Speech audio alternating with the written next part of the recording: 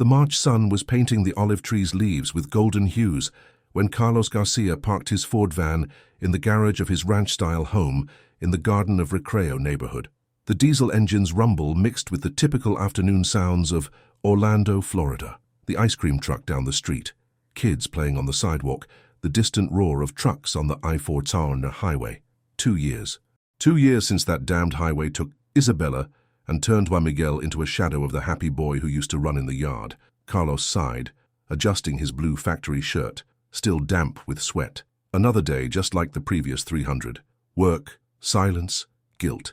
But then, an impossible sound echoed through the house. A laugh. Clear, genuine, full of life. Miguel's laugh. Carlos froze in the doorway, the van keys trembling in his hands. There in the living room, adapted with ramps and low-set furniture, his son was sitting in his wheelchair, but not in his usual way, hunched and absent. Miguel was sitting upright, his eyes bright, his cheeks flushed from laughing so hard. And now the bird is going to make choose, choose, choose! A female voice imitated funny sounds, and Miguel burst into laughter. The woman had her back to him, her brown hair in a simple ponytail, wearing a white blouse and jeans. She was holding an improvised sock puppet, using different voices for each character in her made-up story. "Dad's home!" Miguel shouted, looking at the door for the first time in months. That's when the keys fell.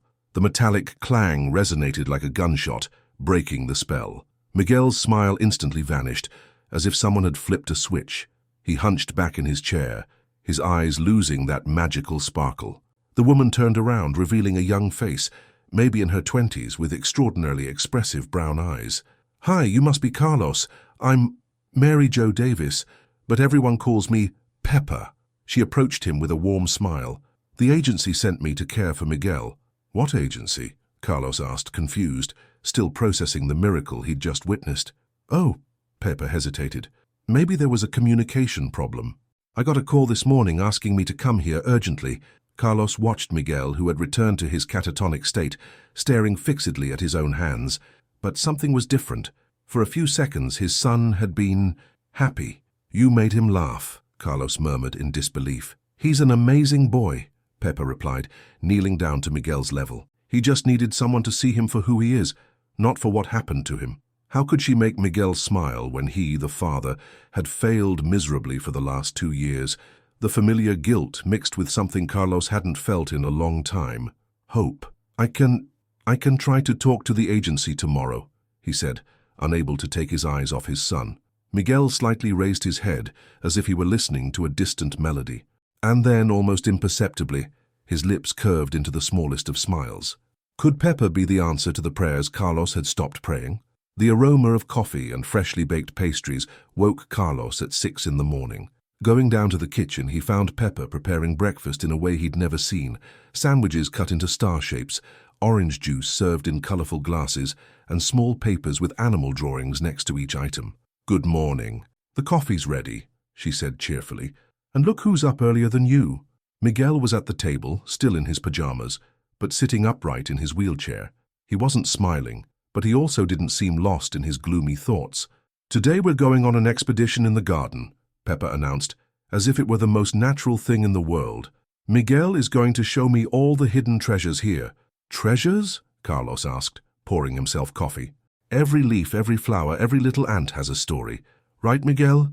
The boy looked at her with genuine curiosity. Carlos nearly dropped his mug. Curiosity. When was the last time Miguel showed interest in anything? During breakfast, Pepper talked to Miguel as if he were any 8-year-old boy. She didn't use that condescending tone that well-meaning visitors always employed. She didn't talk about the accident, about limitations, about what he couldn't do. "You know, Carlos," she told him while helping Miguel drink juice, "I worked with children with special needs before. Each one has their own time to blossom." "Where did you work?" "At the Miami Children's Hospital for 2 years. I learned that sometimes the most powerful therapy is simply play." Carlos looked at his watch. "I need to go to the factory. Are you sure you can stay with him?" "I'm completely sure." When Carlos returned for lunch, something he hadn't done in months, but an inexplicable force brought him home, he found a scene that left him speechless. Miguel was in the garden, in his wheelchair, but moving it on his own will, following Pepa through the small garden that Isabella had planted, and which Carlos never had the courage to care for. The plants had been dead for a long time, but Pepper had created a fantastic story about green soldiers who needed to be resurrected with magical water.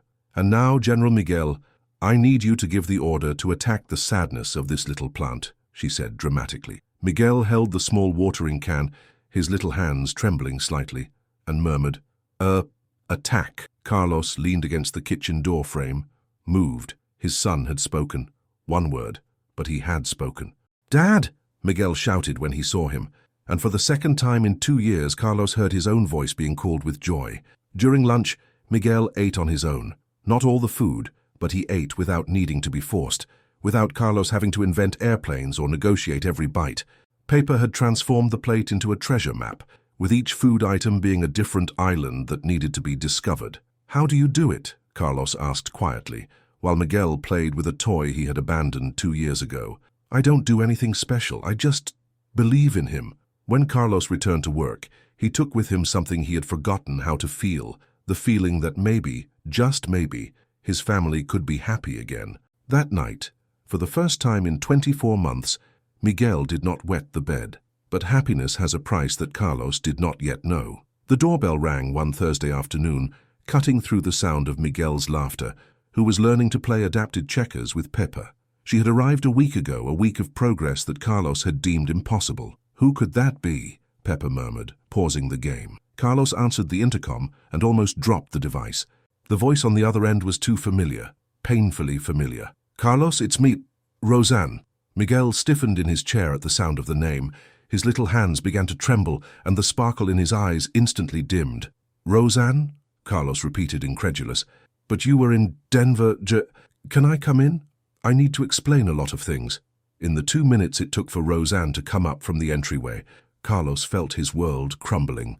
Miguel had started making strange movements with his hands, as if he were trying to hide, and Pepper was watching him with growing concern. When the door opened, Carlos had to hold on to the frame. It was Isabella. No, it was Roseanne, but the resemblance was devastatingly perfect. The same height, the same haircut, the same green eyes, the same smile. Identical twins, exactly as Carlos remembered. Hi, brother-in-law, she said softly, walking in with 2 large suitcases. Miguel let out a sound Carlos had never heard, a low, almost animal-like whimper of pure terror. Miguel, honey, do you remember Aunt Roseanne? She approached the wheelchair, but the boy violently recoiled. No! Miguel shouted, the first complete word he had said in front of strangers since the accident. No. Hey, it's okay. Pepper quickly approached, placing herself between Roseanne and Miguel. Miguel, you're safe, it's all right. Roseanne watched the scene with calculating eyes. And you are? Mary Jo Davis. I'm Miguel's caregiver. Ah, Roseanne's tone subtly changed. How nice to know Carlos got domestic help. The word domestic came out with an almost imperceptible disdain, but Pepper caught it perfectly. Roseanne, what are you doing here? Carlos asked, still in shock. You said you'd stay in Denver indefinitely, that you needed distance to get over losing Isabella. And I stayed there for 2 years, Carlos, 2 years trying to rebuild myself, but I realized I was running from my responsibility. She lightly touched his shoulder. Miguel needs a mother figure, and I'm the person most like Isabella in this world. Miguel continued to whimper softly, and Pepper gently cradled him. I don't know if this is a good idea, Carlos said, doubtful. Miguel has made progress with Pepper, and sudden changes. Progress? Roseanne laughed, but it wasn't a warm laugh. Carlos, look at him. He's clearly traumatized. He needs professional therapy, from someone in the family, not from... She looked at Pepper, a stranger he met a week ago. Carlos felt torn between 2 worlds. On one hand, Pepper had worked miracles. On the other, Roseanne was family, and maybe she was right that Miguel needed family stability. I can stay in the guest room, Roseanne continued, just until Miguel gets used to me. Then we can think about moving him to my house. I bought a beautiful apartment in Windermere, all adapted. No! Miguel shouted again, grabbing Pepper's blouse. I don't want to go. Roseanne watched the reaction with interest as if she was studying a problem to be solved. It's okay. Miguel can stay here as long as he needs, Carlos said quickly. But Roseanne, maybe it's better if you go slowly. He's very sensitive to changes. Of course, I understand perfectly. Roseanne smiled, but her eyes remained cold. Pepper, right? Maybe you can show me Miguel's routine. I'm sure we can work together for his good. Pepper nodded, but something in her chest tightened. There was something odd about that woman, something that went beyond the obvious resemblance to Miguel's dead mother. While Roseanne settled into the guest room, Miguel whispered words in Pepper's ear that made her freeze. She was in the car. She was in the car with Mom. What did Miguel know about that terrible day on the I-4? The first morning with Roseanne in the house, Carlos came down and found the kitchen in absolute silence. Miguel was in his wheelchair, rigid as a statue, staring fixedly at the untouched plate in front of him. Roseanne was sitting on the other side of the table, smiling sweetly. "Good morning, honey," she said to Carlos. "I made your coffee exactly the way Isabella used to. 2 spoonfuls of sugar, right?" Carlos nodded, disturbed. How did she know? Isabella had never mentioned that detail to Roseanne during the few times the sisters met. "And Miguel? How was the night?" "Oh, we had a little important talk, didn't we, Prince?" Roseanne lightly touched Miguel's hand, who recoiled as if he had received a shock. "We talked about responsibility, about what happens when children tell secrets that can hurt people." Pepper, who was organizing the kitchen, stopped moving. "What kind of talk?" she asked, approaching. "Family talk," Roseanne replied firmly. "Miguel understands that some things are better kept just between us, right, darling?" Miguel nodded mechanically, but his hands were trembling. "Where is Miguel's joy?" Carlos asked, worried. "Yesterday he was playing, laughing." "Oh, Carlos, you can't expect a traumatized child to always be happy. That's unrealistic." Roseanne sighed dramatically. "Maybe Pepper's games were excessive. Children with neurological problems need a quiet routine, not exaggerated stimulation." Pepper felt her blood boil. Miguel doesn't have neurological problems. He has emotional trauma, which is completely different. "Do you have a degree in child psychology?" Roseanne asked with fake concern. "I have 2 years of practical experience with children with special needs and—" "Experience is not an academic degree, darling." Roseanne's smile was icy. "Maybe it's time for Miguel to have some real professional follow-up." In the following days, the atmosphere of the house changed completely. Miguel regressed to a state even worse than when Pepper had arrived. He started wetting the bed again, stopped eating again, and developed a nervous tic of rubbing his hands on the wheelchair's armrests. Roseanne implemented a rigorous therapeutic routine. No noisy games, no fanciful stories, no excessive stimulation.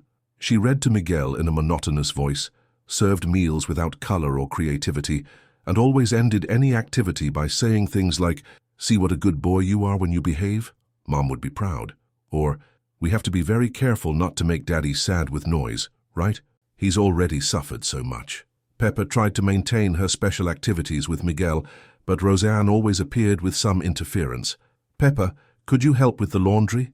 Miguel and I are going to do breathing exercises. How about you clean the bathroom while I read an educational story to Miguel? I think it's better for Miguel to rest now. Too much stimulation can be harmful." The worst part was how Roseanne talked to Carlos when Miguel was present. Always whispering, always with a worried expression. "Carlos, have you noticed how agitated he gets around Pepper? I think she brings up confusing memories in his little head. Yesterday he told me that Pepper told him that Mom sends him kisses from heaven. That's emotional manipulation, Carlos. A professional shouldn't use fantasies about death. I found a paper in his room where Pepper wrote, 'I want to be your mom, Miguel.' That's very worrying." Pepper had never said or written any of that, but how could she prove it?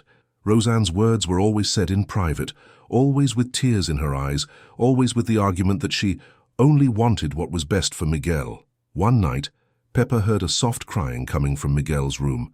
She approached the door and listened to Roseanne whispering, "You have to be a very, very quiet boy, Miguel. Remember what happened in the car when you made noise.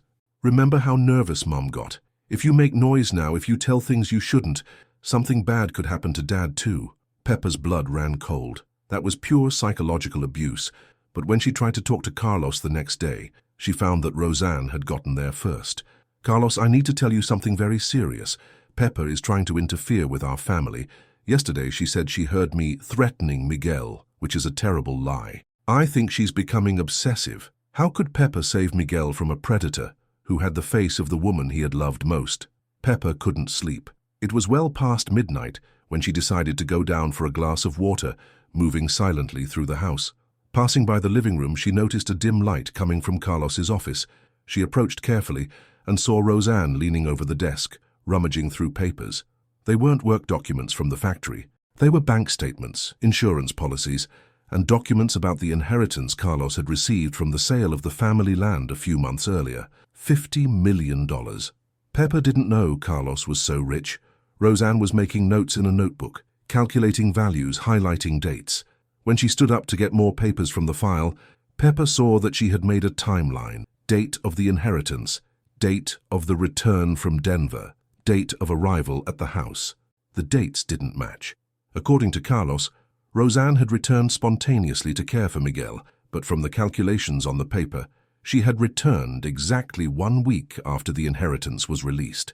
Pepper hid when she heard Roseanne coming back, but managed to see her taking photos of documents with her phone before putting them away. The next day, Pepper began her own investigation. She took advantage of Roseanne having gone out to handle Miguel's school transfer and started looking for evidence around the house.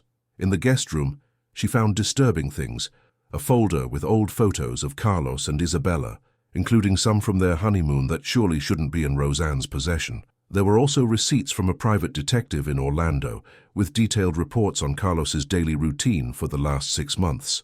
The detective had documented everything: what time Carlos left for the factory, where he had lunch, which supermarket he went to, which gym, even what brand of coffee he had started buying at the Publix on East Colonial Drive. This explained how Roseanne knew intimate details of Carlos's current life. But the most shocking discovery was at the bottom of the suitcase: an electricity bill from an apartment in downtown Orlando, dated 3 months ago. Roseanne had never left the city.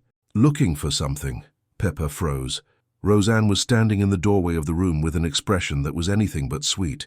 I was looking for soap for the bathroom," Pepper lied, trying to look casual. "At the bottom of my suitcase? I'm sorry, I thought it was a hygiene kit." Roseanne approached slowly. "Pepper, dear, I think you're getting very curious about things that don't concern you. I just want what's best for Miguel. Of course, just like me." Roseanne smiled, but it was the most terrifying smile Pepper had ever seen. But sometimes well-intentioned people get into dangerous situations without realizing it. That afternoon, while playing with Miguel in the garden, one of the few activities Roseanne still allowed, Pepper tried to learn more about the boy's memories. "Miguel, do you remember Aunt Roseanne from before? From when Mom was alive?" Miguel stopped playing and looked around as if someone might be listening. "She was mad," he whispered. "Mad at who?" "At Mom. In the car, they were yelling." Pepper's heart raced. "In the car on the day of the accident?" Miguel nodded, his eyes welling up with tears. "Aunt Roseanne pulled the steering wheel." "What else do you remember, Miguel?" "She said Mom had stolen Carlos from her, that he had always been hers first." Miguel started crying softly. Then the car flew and Mom didn't wake up anymore. Pepper hugged Miguel, trying to process what she had just heard. Roseanne had not only lied about being in Denver, she had caused the accident that killed Isabella. But how could she prove it? It was the word of a traumatized child against that of a manipulative adult, and worse. Roseanne knew Miguel remembered, which was why she kept him in a constant state of terror.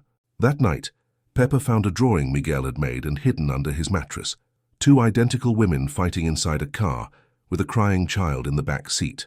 On the outside of the drawing, Miguel had drawn stars and written, "Mom flew." The truth was there, in the childlike lines of a boy who had witnessed the murder of his own mother. But when Pepper went to sleep that night, she found a note under her bedroom door. "Some truths are too dangerous to be told. Think about your family." Roseanne knew Pepper was discovering everything, and now, what would she be capable of doing? Roseanne's threat made Pepper act with even more determination. The next morning, she took advantage of Roseanne having gone out to manage documents and began a more systematic investigation.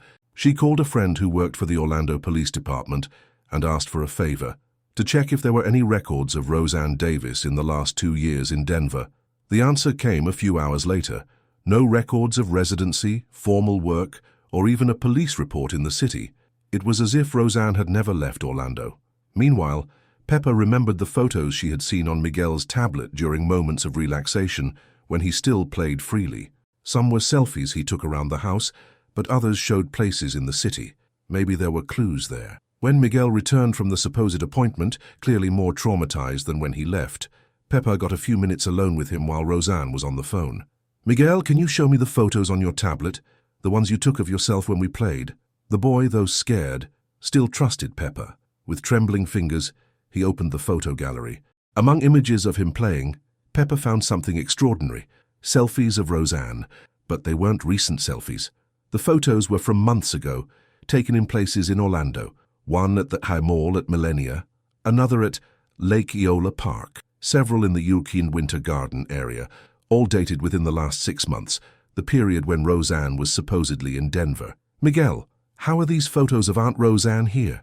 She would come to visit when Dad was working, Miguel whispered. She said not to tell. She said it was going to be a surprise. The pieces of the puzzle began to click into place in Pepper's mind. Roseanne had never left Orlando. She had hired a detective to study Carlos's routine. She had waited for the right moment, when the inheritance came through, to execute her plan. But there was still something more sinister. That afternoon, while organizing Miguel's toys, Pepper found more drawings hidden away. One showed a woman just like his mother entering a house at night. Another showed the same woman watching a window from afar. The third showed Miguel in his room, with the shadowy figure at the door.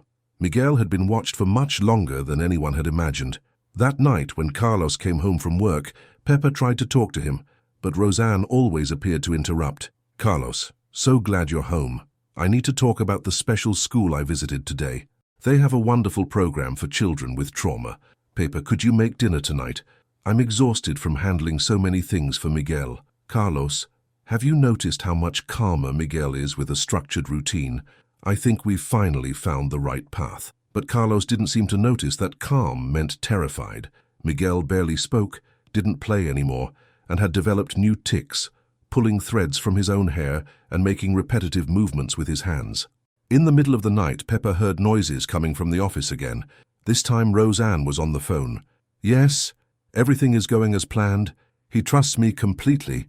No, the hired help is starting to suspect, but I'll take care of it soon. 50 million plus the house plus the land that was left. Yes, I'll finally have what was always mine by right. Pepper recorded everything with her phone, but she knew that still wasn't enough. She needed more concrete evidence, and most importantly, she needed to protect Miguel. The next day, she took advantage of Roseanne, having gone out to manage documents, and spoke seriously with Miguel. Honey, do you trust Aunt Pepper? Miguel nodded, although he seemed constantly scared.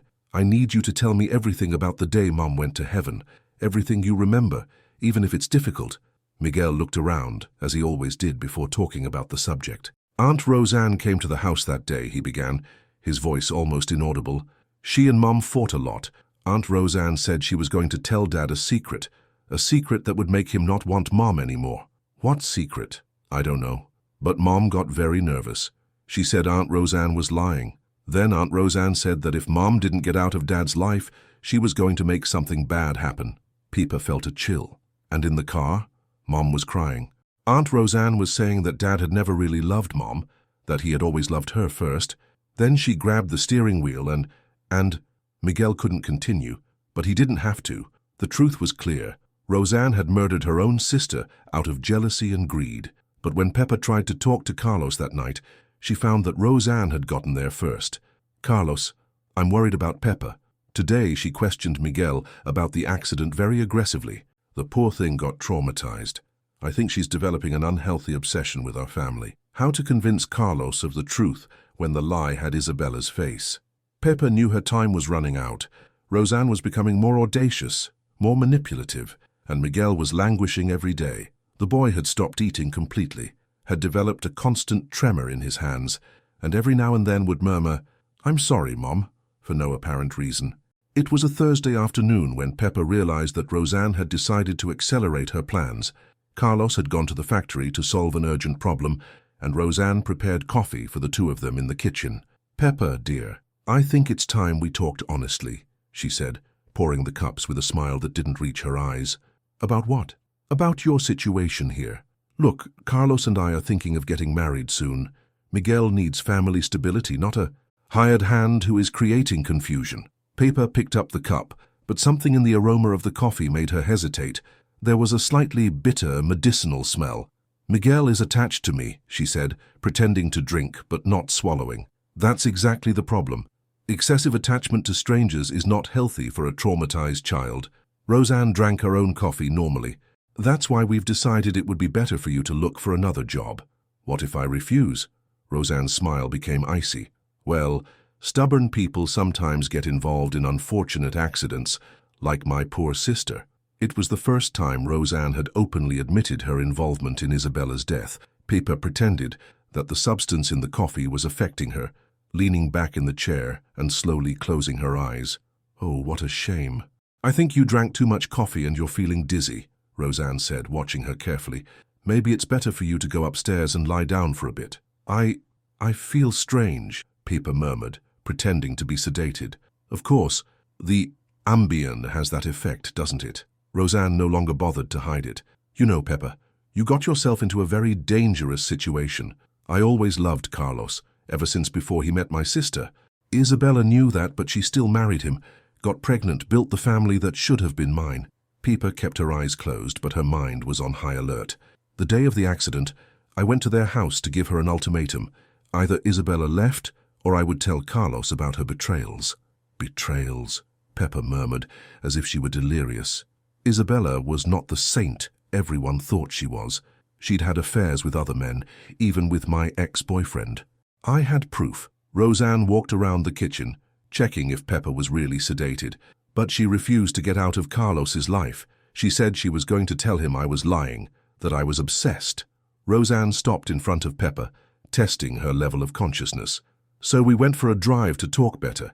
Miguel was in the car because Isabella didn't want to leave him alone. During the argument, I realized she was never going to give up on Carlos. So I made a decision. You killed her, Pippa whispered. I freed Carlos from a liar, and now I'm going to give him the family he always deserved to have. Roseanne came closer. You understand why you need to get out of the picture, right? Miguel is starting to remember things that are better left forgotten, and you're stimulating those memories. Pippa heard small footsteps on the stairs. Miguel was coming down, probably looking for her. Aunt Pippa? His little voice echoed through the house. Roseanne froze. He should be sleeping. Miguel appeared in the kitchen and saw Pippa seemingly unconscious in the chair and Roseanne standing next to her. What did you do to Aunt Pippa? He asked, and for the first time in weeks his voice came out clear and strong. Miguel, honey, Pippa was just tired and— No! Miguel screamed, louder than he had spoken since the accident. You're hurting her just like you hurt Mom. Roseanne went pale. Miguel, you don't understand. I saw everything. Miguel continued to scream, moving his wheelchair towards Pippa. I saw you pull the steering wheel. I saw you make Mom fly, and now you want to hurt Aunt Pippa. It was at that moment that Carlos appeared at the kitchen door, having come home early from work. He heard Miguel's last words and saw the scene. Roseanne standing over a seemingly unconscious Pippa. Miguel screaming accusations about the accident. What's going on here? Miguel turned to his father, tears rolling down his face, but for the first time in 2 years speaking with total clarity. Dad, Aunt Roseanne killed Mum. She was in the car. She did it on purpose, and now she wants to hurt Aunt Pippa too. The truth had finally come from the mouth of the only witness. But would it be too late? The silence that followed Miguel's words was deafening. Carlos looked alternately at his son screaming in the wheelchair, at Pippa seemingly unconscious in the chair, and at Roseanne, who had lost all color in her face. Miguel, son, you don't know what you're saying. Roseanne tried to control herself, but her voice trembled. Yes, I do, Miguel screamed even louder. You said if I told, something bad would happen to Dad. But I can't let you hurt Aunt Pippa. Carlos quickly approached Pippa, checking her breathing and pulse. What did you do to her? Nothing. She just drank coffee and felt bad. It must be tiredness. Roseanne tried to sound convincing. It's not true, Miguel continued. She put pills in the coffee. I saw her taking Dad's sleeping pills. Carlos looked at the table and saw the 2 cups. He smelled Pippa's cup and felt the unmistakable chemical aroma. Ambien, his own sleeping pills. Roseanne, what's going on here? Pippa, who had been pretending to be sedated all this time, slowly opened her eyes. Carlos. She confessed everything. She killed Isabella. Don't believe her, Roseanne screamed, losing her composure. She's delirious. The pills do that. I didn't drink the coffee. Pippa slowly stood up. I smelled it and pretended to be sedated to hear her confession. Miguel looked at his father with pleading eyes. Dad, do you believe me? Aunt Roseanne was in the car that day. She and Mum fought a lot. Aunt Roseanne said Mum had stolen you, that you were always hers first. Carlos knelt down to the level of the wheelchair. Miguel, are you sure about what you're saying? Yes, Dad. I saw her pull the steering wheel. The car flipped and Mom hit her head really hard. Miguel sobbed, but continued speaking. Aunt Roseanne got out of the car walking, but she told me to say that it was just the two of us there. She said that if I told the truth, you would be very angry with me. Roseanne tried one last move. Carlos, please. It's a traumatized boy talking. She's manipulating him against me. But Miguel wasn't finished. With a clarity that surprised even Pepper, he began to tell details that no child could invent. Aunt Roseanne said that Mom had boyfriends hidden, that she had photos. She said she was going to show them to you if Mom didn't leave the house. Mom was crying and said it was a lie, that Aunt Roseanne was jealous. Carlos felt as if he had been punched in the stomach. Miguel's words had the precision of someone who had witnessed a real conversation between adults. And then, in the car, Aunt Roseanne was saying that you had never really loved Mom, that you only married her because she got pregnant with me. Miguel wiped his tears. Then she grabbed the steering wheel and pulled hard when Mom was driving. Roseanne collapsed into a chair, finally realizing that her plan had completely failed. The child she had kept silent through fear had finally found the courage to speak. It wasn't like that, she murmured, but without conviction. Yes, it was, Pepper said firmly. And you were never in Denver. I have proof.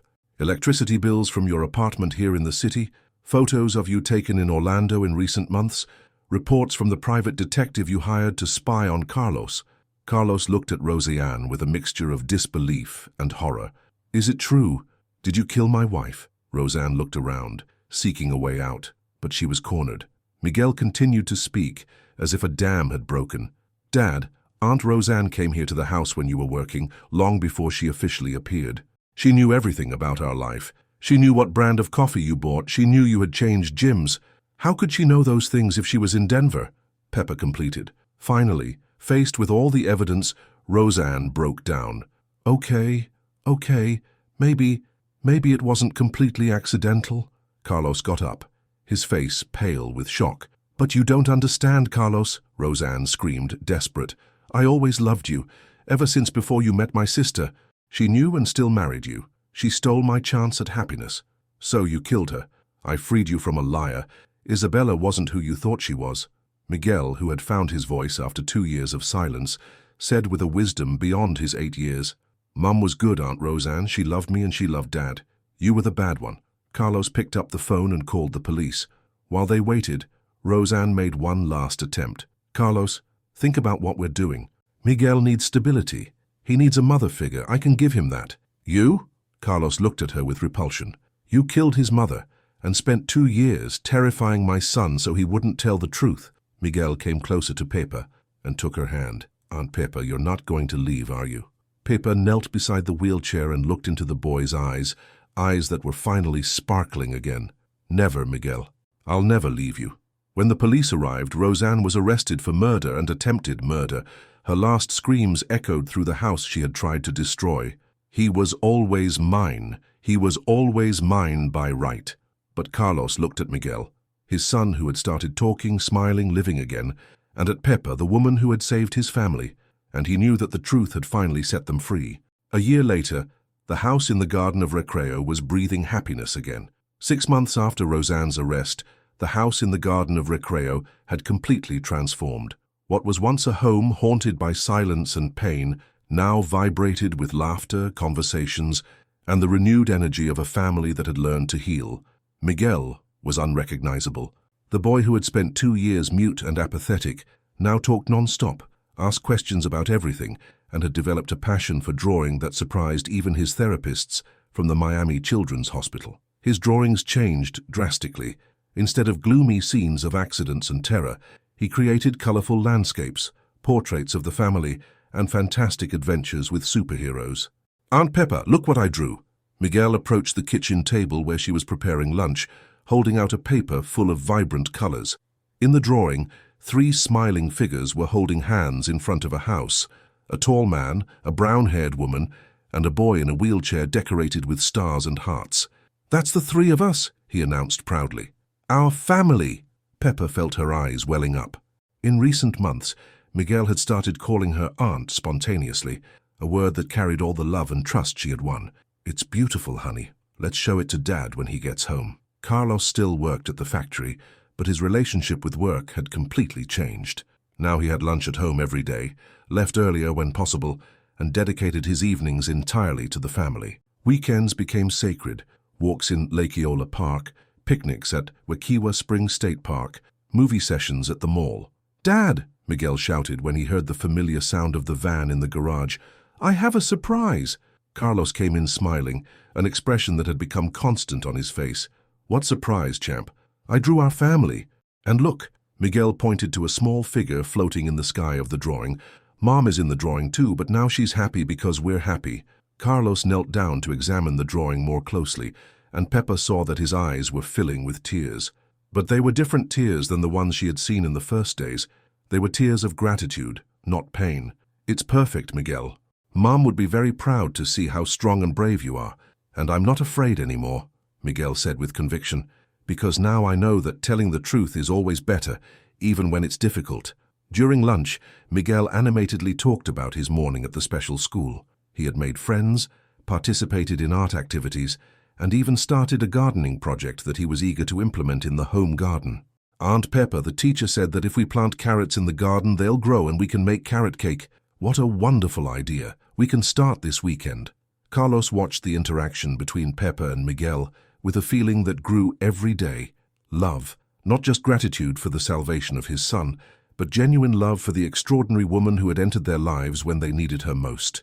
Peppa had moved into the house permanently, occupying the guest room that had once been Roseanne's.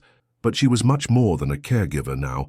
She was the heart that kept the family together, the strength that inspired them to move forward. At night, after Miguel was asleep, Carlos and Peppa would often sit in the garden, under the olive tree that Isabella had planted years earlier. It was their time to talk about the day, plan the future, and connect as a couple. "You know, Miguel asked me today if I was going to be his stepmom," Peppa said, laughing softly. "Stepmom? It's what he calls moms who aren't from the belly, but are from the heart." Carlos took her hand. "And what did you say?" "I told him I'm already his heart mom, and that's what matters most." Carlos was silent for a moment, watching the stars begin to appear in the Orlando sky. "Peppa, I need to tell you something." She turned to look at him, noticing his serious tone. "I love you," he said simply. "I love you not just for what you did for Miguel, but for who you are. For your strength, your kindness, your courage.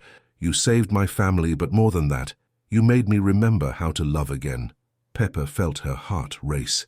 "Carlos, I know it might seem soon. I know our story started in a complicated way, but..." He knelt right there in the garden, under the olive tree. "Mary Jo Davis, will you marry me? Will you officially be Miguel's stepmom and my heart wife?" Tears rolled down Peppa's face, but they were tears of pure happiness. "Yes, Carlos Garcia, yes, I will." From Miguel's room, they heard a little laugh and applause. The boy had heard everything from the window and was celebrating the proposal. "Miguel Garcia," Carlos called to him, pretending to be angry. "Were you listening to adult conversations?" "Yes," Miguel shouted back without any shame. "And I'm so happy. Now Aunt Peppa will be my stepmom forever." That night, for the first time in 3 years, Carlos slept completely at peace.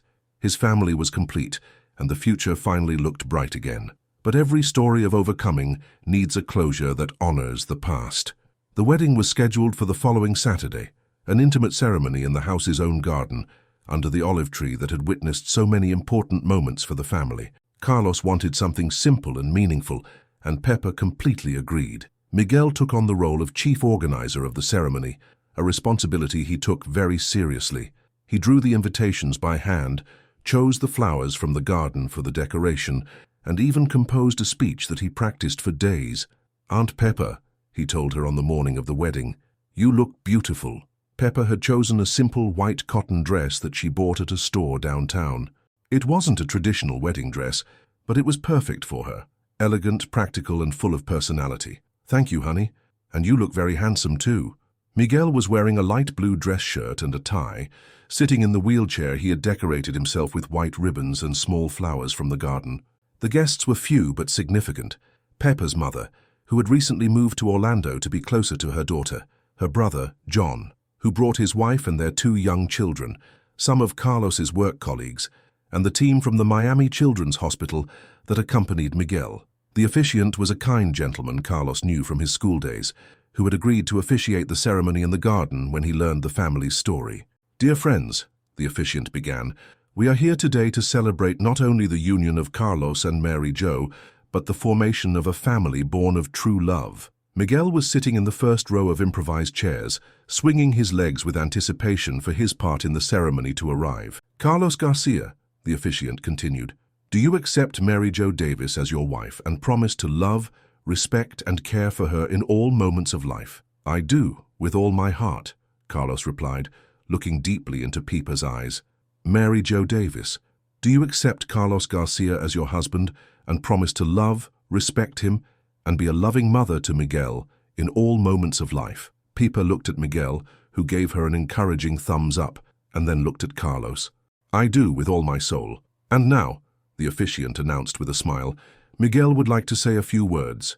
Miguel maneuvered his chair to stand next to the officiant, took a paper from his pocket, and began to read in a clear, strong voice. "Dear Aunt Pepa and dear Dad, you two saved me. Dad saved me by giving me love even when I couldn't speak, and Aunt Pepa saved me by teaching me that I could be happy again." There wasn't a dry eye in the small crowd. "Mom died, but I know she's happy in heaven because now we're a family again. Aunt Pepa is not going to replace Mom in my heart. She's going to live in a new place that grew just for her." Miguel folded the paper and continued to improvise from the heart. "I promise to be a good son to both of you. I promise to always tell the truth even when it's hard. And I promise to help take care of our family forever." Carlos knelt down and hugged his son, while Pepa wiped away tears. "By the declarations of love we have heard today," the emotional officiant said, "I declare you husband and wife and a family united by heart." The party was simple but joyful. Pepa's mother had cooked typical regional dishes, John played the guitar, and the children present played in the garden while the adults talked and laughed. But the most special moment happened at the end of the afternoon, when the party was over and only the new family was in the garden. "I have an idea," Miguel said mysteriously. "Let's do a ritual." "What kind of ritual?" Carlos asked, curious. Miguel drove his chair to the olive tree and pointed to a specific branch. "Let's plant a seed here next to it, so a new tree for our new family can grow." It was a beautiful and symbolic idea. Pepa went to get sunflower seeds she had bought weeks earlier, and the three of them planted a small seed next to the olive tree together. "This tree is going to grow along with our family," Miguel said solemnly, "and one day it will be very big, like our love." As they watered the planted seed, Carlos thought about how life had changed. A year ago, he was a broken man, watching his son languish in silence.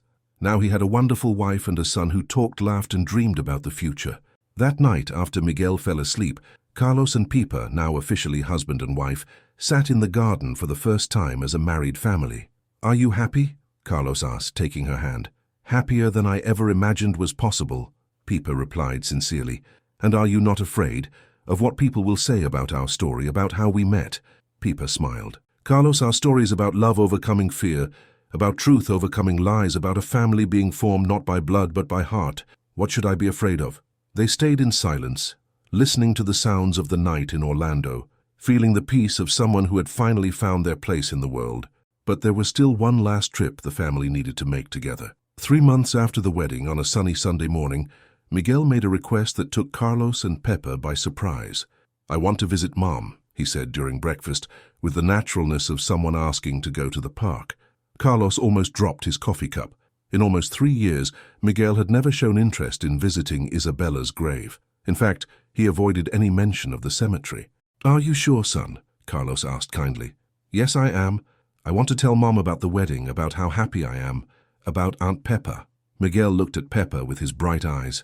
"And I want to officially introduce Mom Pepa to Mom Isabella." Pepa felt a mix of emotion and nervousness. "Miguel, honey, you know you don't need to do this for me, right? It's not for you, Mom Pepa. It's for me. I need to tell Mom Isabella that I'm not sad anymore." The word Mom directed at her still made Pepa's heart race. In recent months, Miguel had started calling her that naturally, distinguishing between Mom Isabella, who was in heaven, and Mom Pepa, who was there every day. "Then let's go," Carlos said, recognizing the importance of that moment for his son's healing process. This Counter Greenwood Cemetery was in the central region of Orlando, a quiet place with many trees and well-kept gardens. Carlos had visited Isabella's grave regularly in the first few months after the accident, but then he stopped. The pain was too great, and Miguel was not yet ready. As they drove, Miguel talked animatedly about what he wanted to tell his mother. "I'm going to tell her about my school, my new friends, the garden project we did in the yard. Oh, and about how the sunflower seed is already sprouting. Isabella's grave was simple but beautiful, with a white marble headstone and a small garden that the cemetery staff maintained. Carlos had had the headstone engraved with Isabella Garcia, beloved wife, dedicated mother, forever in our hearts. When they arrived, Miguel asked Carlos to push his chair very close to the headstone. For a few minutes, he was silent, just observing his mother's name engraved in the marble. "Hi, Mom," he finally said, his voice sweet and clear. "I brought Dad and Mom Pepper to meet you." Carlos felt his eyes welling up, but this time it wasn't just sadness. It was pride for the brave son Miguel had become. "Mom, I know you're in heaven, and that you're happy there," Miguel continued, as if he were having a normal conversation. "But I wanted to tell you that down here, we're also happy again." He pointed to Pepper, who was holding hands with Carlos. "This is Mom Pepper. She's very nice, Mom. She taught me that I can be happy without forgetting you. She makes star-shaped pancakes and always helps me with my homework." Pepper knelt beside Miguel's chair, gently touching his shoulder. "Mom Isabella," Miguel said. "Mom, Pepper takes very good care of me and Dad, and she's not trying to take your place. She made a new place in our heart, just for her." The boy paused for a moment, as if he were listening to something. "And Mom, I need to say I'm sorry. For a long time I thought the accident was my fault, because I was crying in the car. But now I know it was Aunt Roseanne's fault, who was a bad person, and I'm not guilty anymore." Carlos knelt on the other side of the chair, putting his hand on his son's knee. "Aunt Roseanne was jealous of you and Dad," Miguel continued, his voice getting stronger. "She wanted to steal our family, but she's in jail now and we're safe." Miguel looked at the sky as if he could really see his mother there. "Mom, do you remember you always told me to be brave and tell the truth? I did it.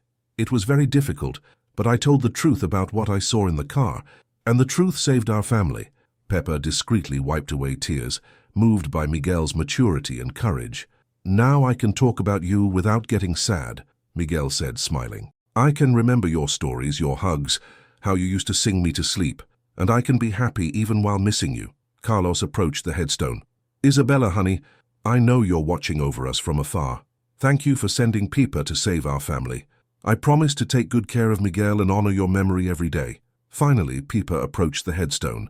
For a moment she hesitated, not knowing what to say to the woman she never met, but who had left her the greatest gift of her life. "Isabella," she said softly, "I promise to love Miguel as if he were my own son. I promise to keep your memory alive in his heart, and I promise to take care of the family you loved so much." Miguel smiled radiantly. "See? Now we are officially a complete family, with the mom from heaven and the mom from earth." Before leaving, Miguel asked to leave a drawing he had made especially for that moment. It was a drawing of 4 people, Isabella with angel wings in the sky, and Carlos, Pepper, and Miguel holding hands below, all smiling. "So you remember how happy we are," he said, placing the drawing on the headstone. On the way back home, Miguel fell asleep in the car, emotionally exhausted, but at peace. Carlos and Pepper drove in silence, processing the depth of that moment. "It's incredible," Pepper murmured. "Yes," Carlos nodded, "and so are you, for agreeing to be part of his story, for embracing not only our present, but also our past." That night, Miguel slept soundly, without nightmares for the first time in years. His healing journey was complete. He had faced the trauma, told his truth, and found a way to honor the past while embracing the future. The Garcia Davis family was finally at peace. A year and a half after the wedding, life at the house in the Garden of Recreo had settled into a cheerful and predictable rhythm. Miguel, now 10 years old, was flourishing in ways that surprised even the professionals who accompanied him. "Dad, Mom Pepper," he shouted one Saturday morning, maneuvering his wheelchair through the house with impressive skill. "I have amazing news." Carlos was fixing a kitchen faucet while Pepper prepared a carrot cake made with carrots from the garden they had grown together. "What's the news, champ?" Carlos asked, wiping his hands with a rag. "Teacher Anna said my drawings are so good that I can participate in a children's art contest in Denver, and if I win, they'll give me a study scholarship for art classes." Pepper put down the bowl and knelt down to Miguel's level. "Seriously? That's wonderful. And there's more," Miguel continued, his eyes sparkling. "She said I can choose a free theme for the final drawing, and I already know what I'm going to draw." "What?" Carlos asked, curious. "I'm going to draw our family's story. The before when it was just you and me, sad. the middle when Mom Pepper arrived, and the after when we became a happy family again. Miguel had already developed his own artistic style, creating drawings full of details and colors that impressed everyone. His trauma had transformed into artistic sensitivity, and he used drawings to express feelings that were sometimes still difficult to put into words. "But do you know you'll have to travel to Denver for the submission?" Pepper asked. Miguel nodded animatedly. "Teacher Anna said a guardian can accompany me. Can both of you go?" Carlos and Pepper exchanged glances. Traveling with Miguel would be the family's first adventure outside of Orlando since they were formed. "Of course we can," Carlos said. "It'll be our first family trip." In the following days, Miguel worked intensively on his drawing for the contest. It was an ambitious work, 3 panels that told the family's story as he saw it. The first panel showed a gloomy house with 2 sad figures, a tall man hunched over in pain, and a small boy in a wheelchair, both surrounded by grey clouds. The second panel showed the same house, but with a female figure entering through the door, bringing colors and light. Miguel had drawn sunbeams coming from Pepper's hands, touching the boy and the man, making the grey clouds transform into rainbows. The third panel was an explosion of colors. The same house now bright and full of life, with 3 smiling figures in the garden. Above the house, a female figure with wings smiled from heaven, blessing the family with golden stars. "Miguel, this is incredible," Pepper said when she saw the finished work. "You have an extraordinary talent." "I learned by watching you take care of us," he replied simply. "You taught me that even sad things can become beautiful if we look at them with love." In the week of the trip to Denver, the whole house was buzzing with anxiety and excitement. It was more than a simple trip.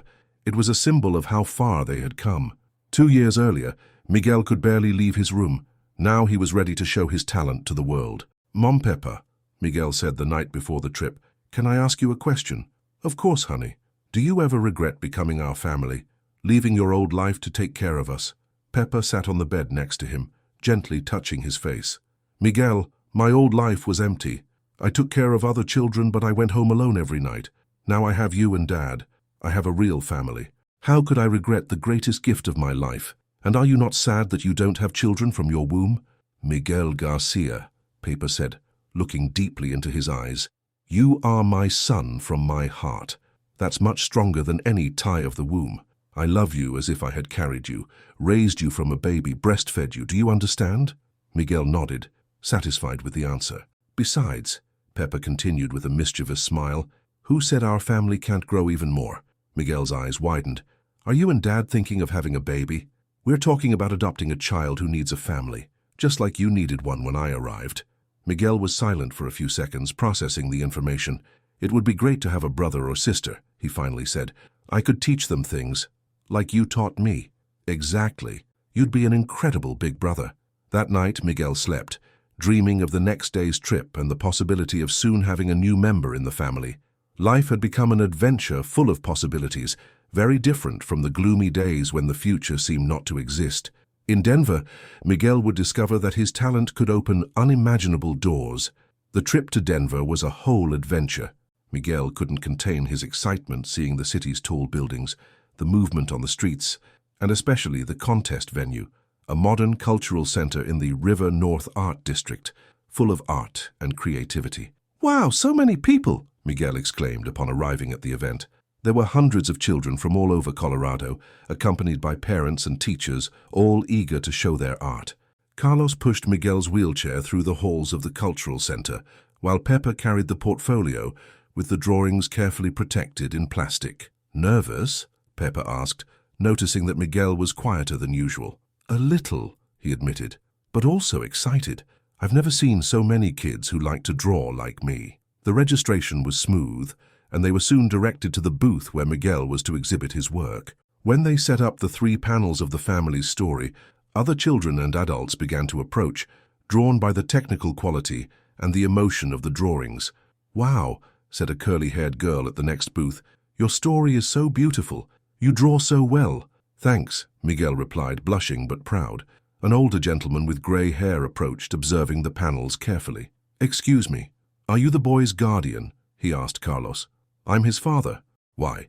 "I'm Mark Anthony Rivers, one of the judges of the contest. I've been working with art therapy for 20 years, and I've rarely seen such a technically and emotionally mature work coming from a child." He pointed to Miguel's drawings. "This narrative progression, the use of colors to express feelings, the composition, it's extraordinary." Miguel listened to everything with wide eyes. "May I ask what the inspiration was?" The judge continued, now addressing Miguel. "It's my family's real story," Miguel replied simply. "My mother died in an accident and my father and I got very sad. Then Mom Pepper arrived and taught us to be happy again." The judge looked at Pepper with renewed interest. "Are you the Pepper from the story?" "I'm Mary Jo, Carlos's wife and Miguel's mom," she replied, putting her arm around the boy's shoulders. "And this transformation," the judge pointed to the second panel, "did it really happen? This light that emanates from the female figure?" Miguel laughed. "Of course, Mom Pepper doesn't really have light coming out of her hands, but that's how I feel when she's near, like she brings the sun home." The judge was visibly moved. "Can I ask you some questions about your creative process?" Over the next half hour, Miguel talked with the judge about his techniques, about how he chose colors to express feelings, about how he saw the world through art. Carlos and Pepa listened, impressed by the articulation and maturity of the answers. "Miguel," the judge finally said, "regardless of the contest result, I'd like to talk to your parents about some special opportunities for you." When the judge walked away, Miguel whispered, "Did he really like it?" "I think he more than liked it," Carlos replied, proud. The awards ceremony took place at the end of the afternoon. Miguel had made new friends among the other participating children and was more relaxed and confident. And now, the presenter announced, the 8 to 12-year-old category. In third place, it wasn't Miguel. In second place, it wasn't Miguel either. Miguel squeezed Carlos and Peppa's hands, but he didn't seem disappointed. "Even if I don't win, I've already won a lot just by being here," he murmured. "And the first place of the 8-12-year-old category," the presenter made a dramatic pause, "goes to Miguel Garcia from Orlando, with the work, The Story of My Family." Miguel was in shock for a few seconds, then let out a cry of joy. Carlos and Pepa screamed with him, hugging him with emotion. When Miguel went up to the stage to receive the award, a full scholarship for art classes for 2 years, plus a complete kit of art materials, he took the microphone and said, "I want to thank my family, my dad, who never gave up on me even when I couldn't speak, my mom Pepa, who taught me that art can heal broken hearts, and my mom Isabella, who's in heaven but I know is happy seeing this." There wasn't a dry eye in the audience. After the ceremony, Judge Mark Anthony approached the family again. "Miguel, have your parents said they can stay one more day in Denver?" "We can," Carlos replied. "Tomorrow I'd like to take you to see my art therapy institute. I work with children with special needs, and I have a proposal for you." At the institute the next day, Mark Anthony explained his idea. "Miguel has an exceptional talent, but more than that, he has a story of overcoming that can inspire other children. I would like to invite him to be our young ambassador." "What does that mean?" Peppa asked. Once a month, Miguel would come to Denver to participate in art therapy sessions with other children who have gone through trauma. He would share his story and teach artistic techniques. It would be paid, of course, and we would cover all travel expenses. Miguel looked at his parents with hope. "Can I help other kids like you helped me?" Carlos and Peppa exchanged glances. It was an incredible opportunity, but also a great responsibility. "Can we talk about it as a family and give you an answer?" Carlos asked. "Of course, but know that I rarely see a child with so much potential, both technically and humanly." Miguel's talent was opening doors to a future they never imagined possible. 2 years after the trip to Denver, the life of the Garcia Davis family had expanded in ways that seemed impossible in those gloomy days of the past. Miguel, now 17, was in his second year as a young ambassador for the Art Therapy Institute, traveling monthly to the city to work with other children who had gone through trauma. But the biggest change at the house in the Garden of Recreo had arrived 8 months earlier. Lucy, a 6-year-old girl who had been adopted by the family after a long legal process. Lucy had gone through difficult situations in temporary homes and had arrived shy, scared, and with difficulty trusting adults. "Lucy, do you want to see the drawing I did in class yesterday?" Miguel asked, pushing his chair to the kitchen table where the girl was having breakfast with Carlos and Pepa. Lucy nodded shyly.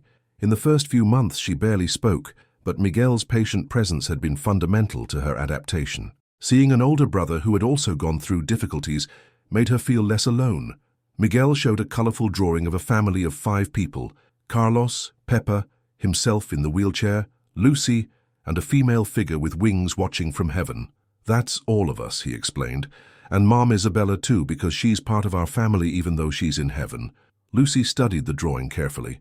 In recent months, she too had started drawing, inspired by her brother. "Can I make a drawing of our family too?" she asked the first time she had made a direct request. "Of course," Miguel responded animatedly. "After your classes, we can draw together in the garden." Carlos watched the interaction between his children with emotion. Lucy had arrived so afraid that she spent the first weeks hidden in her room, only coming out to eat. It was Miguel who had the patience to win her trust, telling her stories, showing her drawings, and above all showing her that it was possible to be happy even after bad things happened. "Dad," Lucy said suddenly, "today at school the teacher asked about my family. Can I talk about you?" Carlos's heart warmed. Lucy was still learning to use the words dad and mum naturally, but every time they came out of her mouth, they were small miracles. "Of course, Princess. You can talk about our family whenever you want. And can I say that Miguel is famous? That he teaches other kids in Denver?" Miguel laughed, blushing. "I'm not famous, Lucy. I just help other kids who have gone through difficult things, just like you and I did." "But it's important," Lucy insisted. "The teacher said that helping others is the most important thing we can do." Pippa, who was listening to the conversation while preparing the lunchboxes, felt her eyes welling up. Lucy's transformation had been gradual but constant. The girl who arrived unable to sleep alone now went to school animated, had made friends in the neighborhood, and most importantly, had learned to trust the family's love. "Mom Peppa," Lucy continued, "are you going to teach me how to make those star-shaped pancakes today?" "Of course, honey. And how about we make some to take to Grandma Teresa, too?" Peppa's mother, who now lived in a nearby apartment, had become the official grandmother of the children, spoiling them with hugs and stories on weekends. After Carlos left for work and the children for school, Peppa was alone in the house, organizing the rooms and reflecting on the incredible journey her life had taken. Lucy's room was decorated with drawings she and Miguel made together, dolls she had received as gifts, and photos of the family on various outings. It was the room of a beloved and secure child, very different from the empty space she had found when she arrived. Miguel's room was full of awards and recognitions for his art, but also memories of the family, photos with Lucy, drawings he had made for Peppa and Carlos, and even some old photos with Isabella that he had asked to have framed. In the afternoon, when the children came home from school, Miguel had brought special news. "Mom Peppa, Dad," he called as soon as he arrived. "Professor Mark called the school today. He wants our family to participate in a documentary about overcoming." Lucy was excited. "A real documentary, like on TV?" "Yes. They want to tell our story to inspire other families who are going through difficulties." Carlos, who had come home early from work that day, sat with the family to talk about the proposal. "What do you guys think?" he asked. "Are you ready to share our story with the world?" Miguel and Lucy looked at each other, then at their parents. "I think we should do it," Miguel said. "If our story can help other kids like Lucy and I were helped, it's worth it." "And can I talk in the documentary too?" Lucy asked. "Only if you want to, Princess," Peppa replied. "No one is going to force you. I want to. I want to tell how you saved me just like you saved Miguel." That night, after the children were asleep, Carlos and Peppa sat in the garden, under the olive tree that had witnessed so many important moments for the family. The small sunflower plant they had planted on the day of the wedding was now tall and strong, its yellow flowers shining under the moonlight. "Did you ever imagine our story would go this far?" Carlos asked, taking Peppa's hand. "Never," she admitted. "When I entered this house for the first time, I just wanted to help a sad boy. I didn't know I would end up finding my own family, my own purpose. And now there are 5 of us," Carlos smiled, including Isabella in the count. 5 people united by love, not by blood," Peppa completed. "I think that's the most important message we can convey. Family is who chooses to stay, who chooses to love, who chooses to fight together." From the children's room, they heard soft giggles. Miguel and Lucy were awake, probably talking about their drawings or making up stories. "Do you think they'll be okay, with all this attention from the documentary?" Carlos asked. "I'm sure. They're strong, Carlos. They've been through so much and have come out better, more compassionate, more courageous." Peppa looked at the house's lit windows. "And besides, we're here to protect them." That night, Carlos Garcia slept as the happiest man in Orlando. His family, which had begun in tragedy, had become a story of hope that would soon inspire thousands of people. The circle was complete, from despair to hope, from silence to laughter, from loneliness to abundant love. The house in the garden of Recreo breathed life, and the future shone like the stars in the American sky. And so, a family born of true love proved that happy endings exist for those who have the courage to fight for them. 5 years later, the documentary Family of the Heart, the Garcia Davis story, had become a national phenomenon, inspiring thousands of families across the United States and generating invitations for conferences, books, and even a film adaptation that was in development. Miguel, now 17, had become one of the country's most promising young artists, with exhibitions in several major cities and his own foundation for child art therapy. His wheelchair was never seen as a limitation. On the contrary, it became a symbol that true strength comes from within. Lucy at 11 had discovered a talent for music and played the guitar in the family's presentations. She had grown up secure and confident, knowing exactly how much she was loved. Carlos continued to work at the factory, but now also gave talks on fatherhood and overcoming. His transformation from a broken father to an inspiring leader touched hearts wherever he spoke. Pepper had graduated with a degree in psychology, specializing in child trauma and family therapy. She provided free care to families in need, using her own story as a healing tool. And Isabella was still present in every one of Miguel's laughs, in every one of Lucy's achievements, in every moment of love the family shared. Because true love never dies. It transforms, multiplies, and continues to live in the hearts of those who choose to honor her memory with happiness. The house in the garden of Recreo still breathed the same joy, now with 2 more members, 3-year-old twins, Paul and Sarah, whom Carlos and Pepper had adopted the previous year. Miguel and Lucy became the most protective siblings in the world, showing that love has no limits when it comes from the heart. In the garden, the original olive tree and the sunflower plant grew side by side, as living symbols that it is possible to honor the past while building a bright future. And every night before bed, the 4 children would gather in Miguel's room to hear the story they never tired of hearing. How a family was formed not by blood, but by love. How truth overcame lies. How courage overcame fear. And how 5 hearts united to show that miracles exist for those who believe in them.